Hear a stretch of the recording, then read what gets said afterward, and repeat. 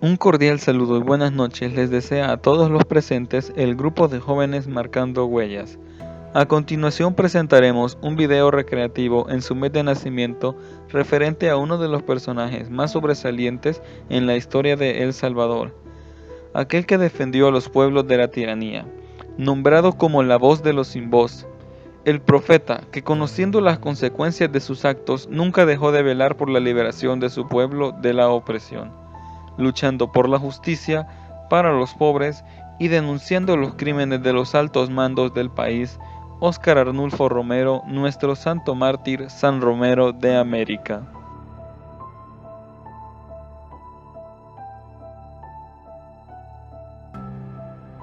Para comenzar, hablaremos un poco de quién fue Monseñor Romero.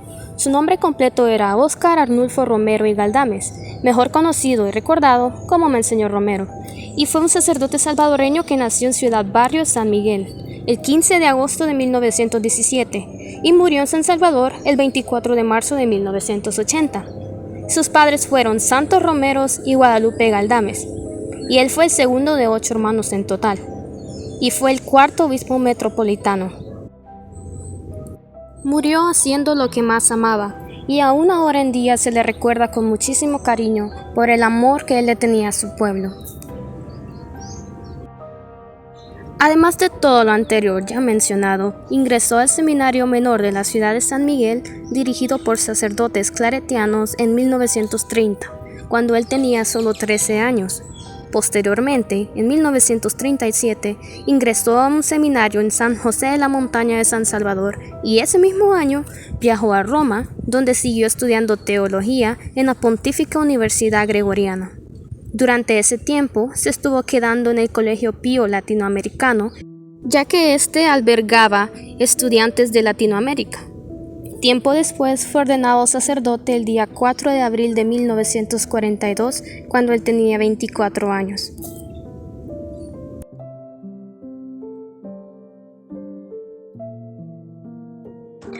Óscar Arnulfo Romero nació el 15 de agosto de 1917. Fue bautizado 2 años después, en la iglesia parroquial de su ciudad natal. En su niñez fue conocido por su carácter tímido y reservado, pero con su vocación religiosa. Y es que antes de empezar sus actividades cotidianas, siempre se encomendaba al Creador. Jugaba de hacer procesiones. Para ello se ponía un delantal y salía a las calles invitando a los demás niños a jugar con él. En el juego, Óscar Arnulfo era el cura. Siempre fue un alumno destacado en su escuela. El papá de Óscar Arnulfo no quería que su hijo saliera al pueblo. Lo envió de aprendiz a una carpintería de Juan Leiva. Aprendió a hacer puertas, mesas, chineros, entre otras cosas. A sus 13 años seguía necio con ser sacerdote. Ante tanta insistencia, su madre le ayudó a alistar sus cosas y lo llevó a un seminario para que él pudiese tomar el camino que quería, que era aprender sobre ser sacerdote.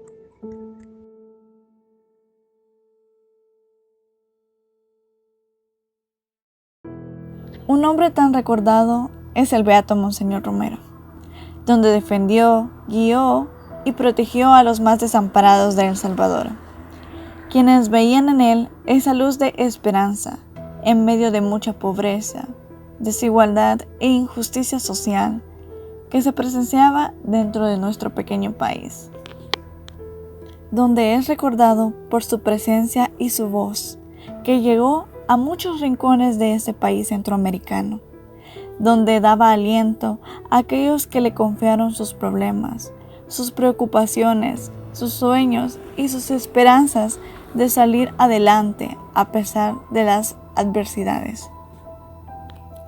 Sus amigos más cercanos y familia lo describen como una persona tímida e introvertida, pero eso no significaba que no tenía una personalidad.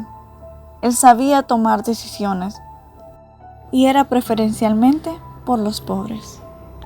Considerado también como la voz de los sin voz, por su defensa de los derechos humanos, económicos y sociales dentro del pueblo salvadoreño, de los oprimidos por la dictadura y la oligarquía salvadoreña, en la guerra civil que abatió a El Salvador.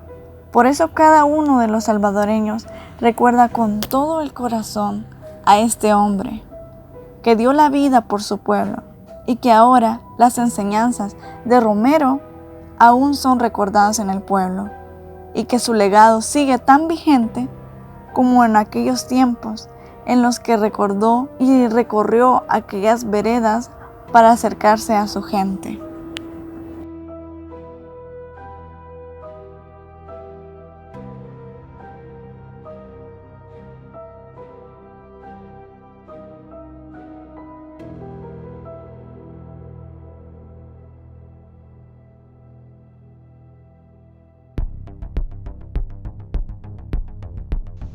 Su vida en la iglesia y su legado son simplemente inigualables. Monseñor Romero experimentó una crónica de muerte anunciada meses antes a la dichosa homilía del 24 de marzo de su último año de vida.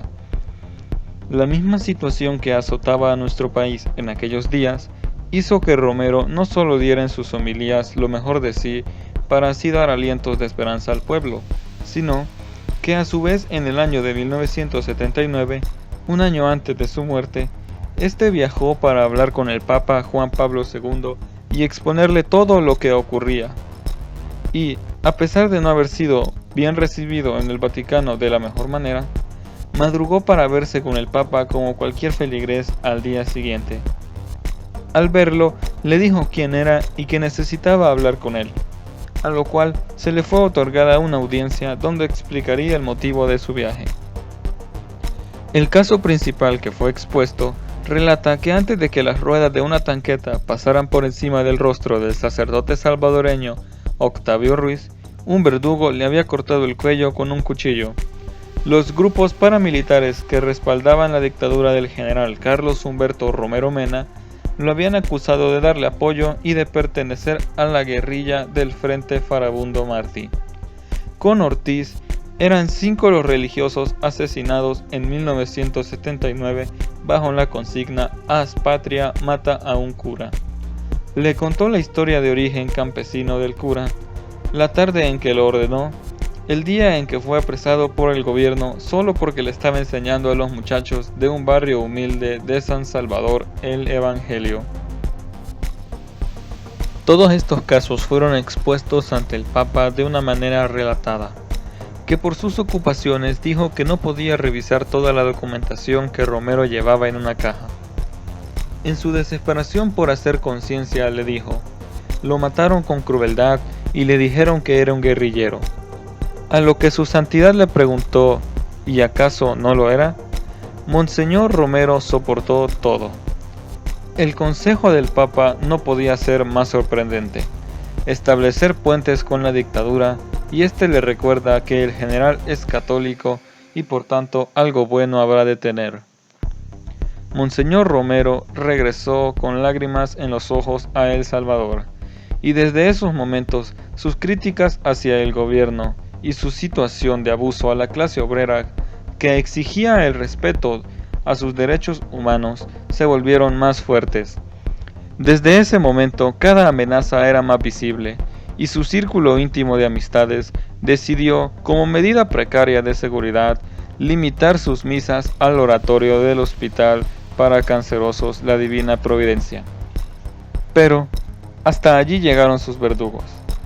El 24 de marzo de 1980, 3 meses después de haber estado en el despacho papal, un francotirador en plena homilía le revienta de una bala al corazón.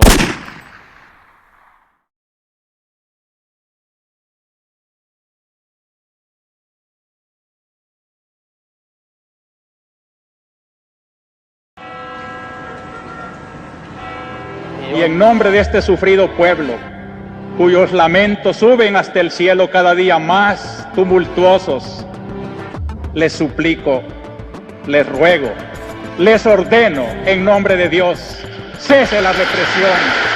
Esto es parte de la célebre homilía con la que un día antes el arzobispo de San Salvador, Óscar Arnulfo Romero, precipitó su muerte. Un crimen anunciado y planificado desde hacía tiempo. Era un domingo, el último de Cuaresma.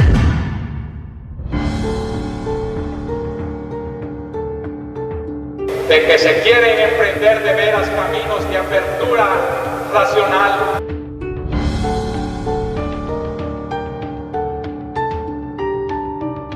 La mañana de lunes, los autores del magnicidio vieron en los principales periódicos de San Salvador el aviso de la misa que el pastor iba a celebrar a las 5:30 de la tarde en memoria de Sara de Pinto y decidieron actuar. En nuestro arzobispado se ha elaborado un estudio muy minucioso sobre los desaparecidos. El 24 de marzo de 1980, Monseñor, como era su costumbre, se levantó muy temprano a orar en la iglesia del Hospital de la Divina Providencia, donde vivía muy modestamente en una habitación sencilla, con una cama, su mecedora, su máquina de escribir y su grabadora, donde guardaba su diario y sus reflexiones sobre la convulsión social que vivía el país. Era muy puntual en sus actividades y muy disciplinado. El ritual matutino de Monseñor incluía llevar media hora el cilicio. Esta es una costumbre piadosa, religiosa, introducida por mucho tiempo atrás, cuando se creía que el sufrir mucho en el cuerpo pues aligeraba las penas del purgatorio. Mejor sufrir aquí que sufrir allá.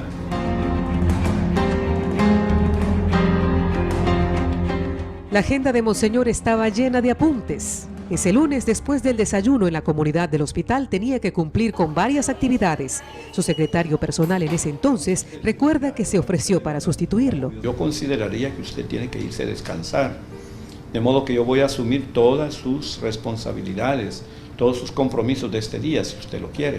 Ay, buena idea, me dice, muy buena idea. De hecho, ya esta mañana yo me voy. Diciéndome eso, estaba sacando su pequeña agenda, ¿verdad?, de su bolsillo. Y esta mañana me voy con unos sacerdotes a hacer un estudio de un documento.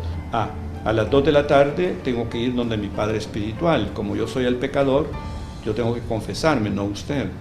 A las 3 tengo que ir donde el dentista. Como yo soy el que tengo las muelas malas, no puede ir usted en mi lugar. A las 4 voy donde mi psicólogo. En horas de la mañana pasó brevemente por la curia diocesana y luego con un grupo de sacerdotes fue a una casa de retiro en la playa. Monseñor acostumbraba a asistir a esas reuniones que organizaba mensualmente el entonces sacerdote de la prelatura, Fernando Sáenz Lacalle. Pero ese día, por un malentendido con el portero, encontraron la casa cerrada y no tuvieron más remedio que saltarse la cerca para entrar. Aquel 24 de marzo, Monseñor Romero quería aprovechar el tiempo para descansar un poco, estudiar y disipar en ese momento de retiro un problema de salud, una muela que le causaba dolor y la sensación que le agobiaba desde que pronunció la recordada homilía.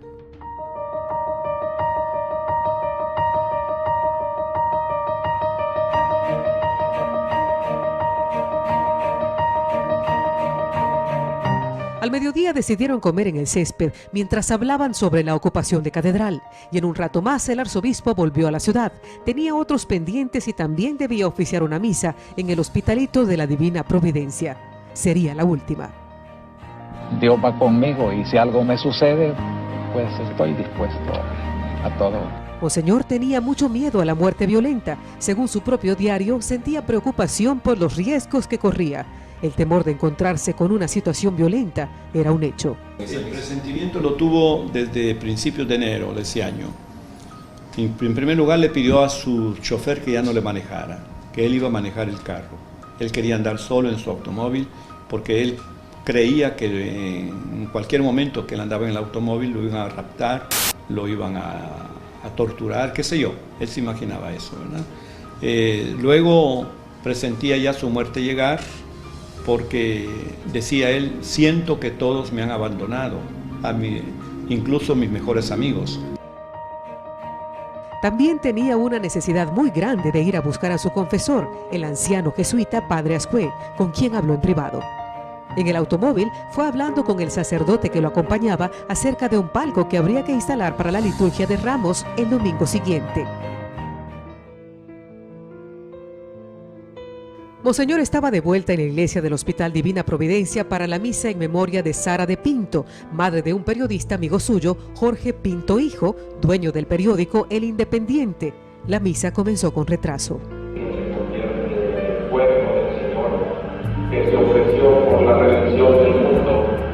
Según documentos de su archivo, Monseñor Romero realizaba pequeños apuntes antes de cada predicación.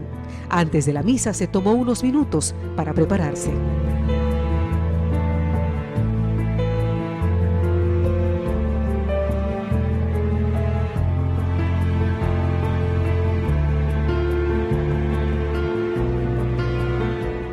Los autores del asesinato habían visto el anuncio de la misa que oficiaría el arzobispo a las 6 de la tarde y arreglaron todo para matarlo justo en esa iglesia. Y ya tenían al hombre que consumaría el crimen. Según los relatos, un subsargento de la extinta Guardia Nacional, cuya identidad sigue siendo un misterio.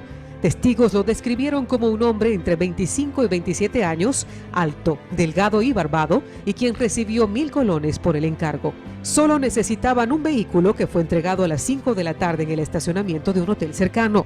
Se trataba de un Volkswagen Passat rojo.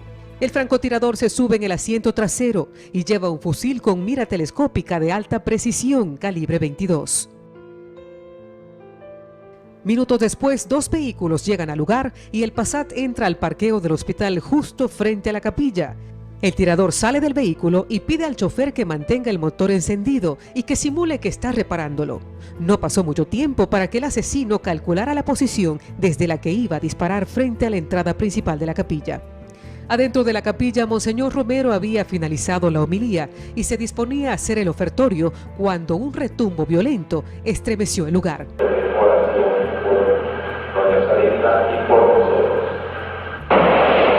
Era el disparo certero que iba directo al corazón de Monseñor.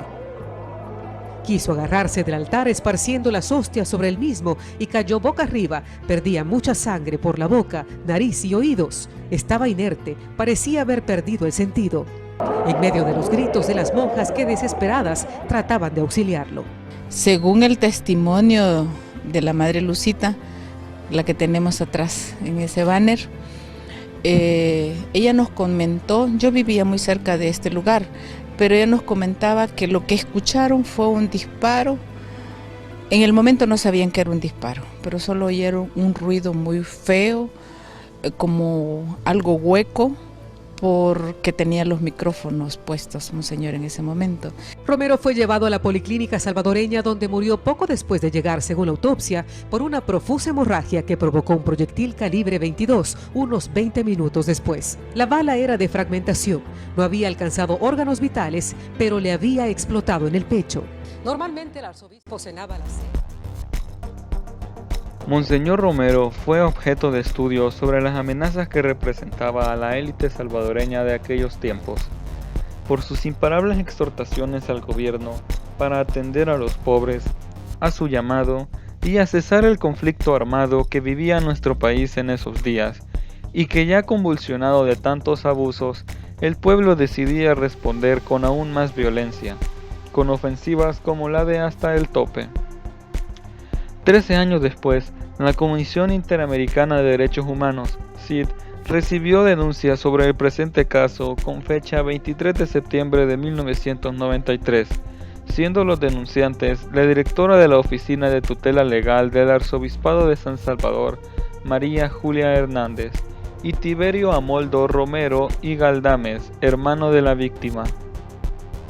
En virtud de lo dispuesto en el artículo 51 de la Convención Americana de Derechos Humanos, la CID decidió hacer público su informe de fondo sobre el caso de Monseñor Romero, de fecha 13 de abril del año 2000, incluyéndolo en su informe anual. Sobre la violación al derecho a la vida de Monseñor Óscar Arnulfo Romero, la CID concluyó que el Estado salvadoreño es responsable por la violación del derecho a la vida de Monseñor Romero en virtud de los actos de los Escuadrones de la Muerte. El Salvador ha violado en perjuicio de Monseñor Romero el derecho consagrado en el artículo 4 de la Convención Americana, en conjunción con los principios codificados en el artículo 3 común de las Convenciones de Ginebra. Después de esto, se realizó una investigación exhaustiva por años, hasta que se le declaró y se confirmó su muerte como mártir, siendo este título el que le permitió que Monseñor fuese beatificado y posteriormente canonizado, convirtiéndose en el primer santo de El Salvador.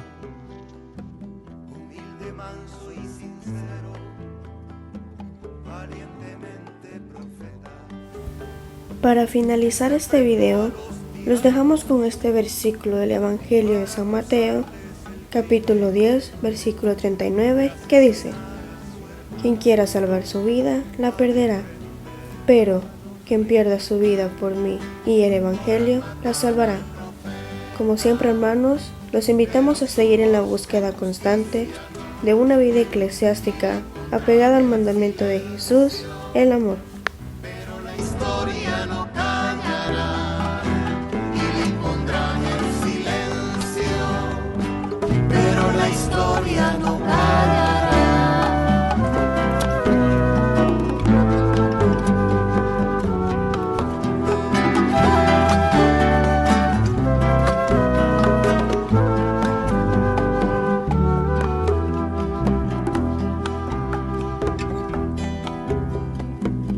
Su evangelio en la mano,